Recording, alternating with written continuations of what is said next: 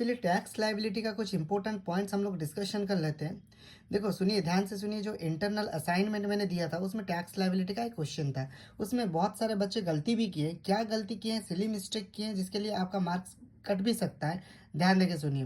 देखिए क्वेश्चन जब tax liability से आता है, computation of tax liability mister x या मिस्टर वाई, आपको पहले ये देखना है ये ओल्ड स्कीम में है या न्यू स्कीम में। ध्यान दीजिए, ओल्ड स्कीम या न्यू स्कीम। ओल्ड स्कीम को रेगुलर टैक्स रेजिम भी बोलते हैं।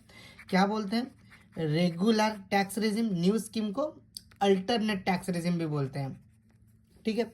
ओल्ड स्कीम में अगर क्वेश्चन आ रहा है उसको आप ध्यान दीजिए। सॉरी, ओल्ड स्कीम में अगर क्वेश्चन आ रहा है, आपको नेक्स्ट पॉइंट ये देखना है कि आपका एज कितना है। 60 के नीचे है या 60 और 80 के बीच में है या 80 के ऊपर है। अगर 60 के नीचे है आप नॉर्मल सिटीजन हो, 60 और 80 के बीच में हो तो आप सीनियर सिटीजन हो, अगर 80 के ऊपर है तो आप सुपर सीनियर सिटीजन हो। ये क्लासिफिकेशन बहुत इंपॉर्टेंट है टैक्स लायबिलिटी ओल्ड स्कीम में कंप्यूट करने के लिए।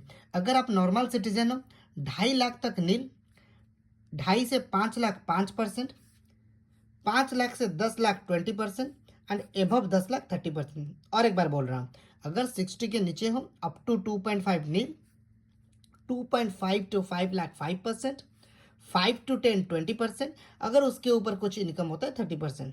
ठीक है। अगर वहाँ पे आप सीनियर सिटीजन हो, ये जो 2.5 लाख और 3 लाख हो जाएगा, मतलब up to 3 lakh nil, then 3 lakh से 5 लाख 5%, देन 5 से 10 20, above 10 30। Very good. Super senior होते हो तो 3 लाख की जगह वो 5 लाख हो जाए, मतलब 5 लाख तक टैक्स नील होगा। तो ये जो 5% नील हो गया, जो ये वाला 5% का ब्रैकेट है ना, उसके लिए अप्लीकेबल नहीं होगा क्योंकि अप टू 5 नील हो गया। Then 5 to 10 20, above then 30। Clear? ये वाला बहुत कोई स्टूडेंट्स गलती कर रहे हैं। देन अगर आप न्यू स्कीम में जा रहे हो, ध्यान रखना, न्यू स्कीम में आप नॉर्मल सिटीजन हो, सीनियर सिटीजन हो, सुपर सीनियर सिटीजन हो, इट डजेंट मैटर। वहाँ पे सबके लिए एक ही स्लैब रेट से। इसमें बहुत सारा स्टूडेंट्स गलती कर रहे हैं क्योंकि यहाँ पे जो रिस्पेक्टिव इनकम के अगेंस्ट में रिस्पेक्टिव टैक्स रेट बहुत कोई स्टूडेंट्स गलती कर रहे हैं। ठीक है। आपको ध्यान रखना, फिनेंशियल ईयर 23-24 का 3 lakh nil, next 3 lakh 5%, next 3 lakh 10%, next 3 lakh 15%, next 3 lakh 20% and rest 30%। Clear? ये दो स्लैब अगर याद रह गए ना, आपको कंप्यूटेशन बहुत ईजी है। देन उसके ऊपर आपका सरचार्ज लगेगा 10%, हम दिखाएंगे क्वेश्चन में। अगर आपका इनकम 50 लाख के ऊपर है देन सेस 4%। क्लियर? चलिए क्वेश्चन को अगर हम सॉल्व करने की कोशिश करेंगे, ध्यान से देखिए। I will request all students, जितने भी स्टूडेंट्स है उसको, उन लोगों को मैं रिक्वेस्ट करूंगा एक स्टैंडर्ड फॉर्मेट बना दीजिए कंप्यूटेशन ऑफ टैक्स लायबिलिटी का।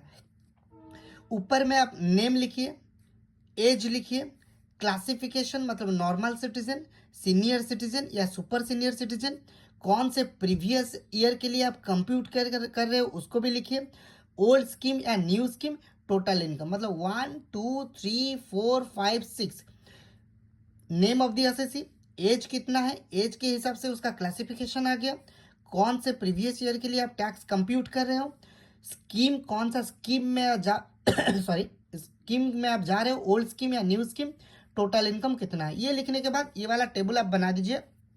सीरियल नंबर, एक कॉलम इनकम स्लैब के लिए रखिए, नेक्स्ट कॉलम टैक्स रेट कितना होगा, देन टैक्स अमाउंट कितना होगा। देखिए यहाँ पे इनकम 80 लाख से, 80 मतलब सरचार्ज 10% चार्ज होगा। यहाँ पे आरसीसी सीनियर सिटीजन है क्योंकि उसका एज 65 है, 60 के 80 के बीच में है। ओल्ड स्कीम में जा रहा है, senior citizen, old scheme, senior citizen मतलब up to 3 lakh nil, up to 3 nil, 3 to 5 next sorry 2 lakh 5%, 5 to 10 20%, 10 above 30%, मतलब सिंस उसका टोटल इनकम 80 है तो डिफरेंस हो गया 70 लाख। तो अभी 5 20 30% क्या करोगे, 2 मल्टीप्लाइड 5% 10,000 मल्टीप्लाई करके निकाल दो, टोटल आ गया। ठीक है। अब क्या करोगे, सरचार्ज उसके ऊपर 10% चार्ज करोगे। क्यों? क्योंकि उसका टोटल इनकम 80 है, since total income exceeds 50 lakh, surcharge हम लोग 10% चार्ज कर दिए। किसका? ये वाला फिगर का आ गया। जितना फिगर आएगा ये दोनों को मिला के उसमें आपका 4% सेस लागू हो जाएगा। ये सबके लिए कंपलसरी है, सबके लिए कंपलसरी है। ठीक है। टोटल टैक्स लायबिलिटी ये हो गया। गलती स्टूडेंट्स क्या कर रहे हैं, कुछ स्टूडेंट्स ये जो सेस अमाउंट है ना, इसके ऊपर कैलकुलेट कर रहे हैं।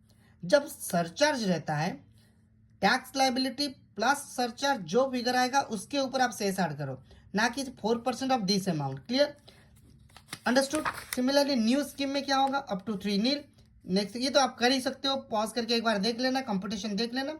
I hope you understand. ध्यान से टैक्स लाइबिलिटी से अगर क्वेश्चन आ रहा है, पहले आप देख लो कौन सा स्कीम है, ओल्ड या न्यू स्कीम, फिर उसके बाद उसका एज क्या है, टोटल इनकम क्या है। टोटल इनकम 50 के ऊपर रहने से सरचार्ज ऐड करना 10%। ओल्ड स्कीम में एज क्लासिफिकेशन के हिसाब से ही एग्जामिशन अमाउंट ले लेना।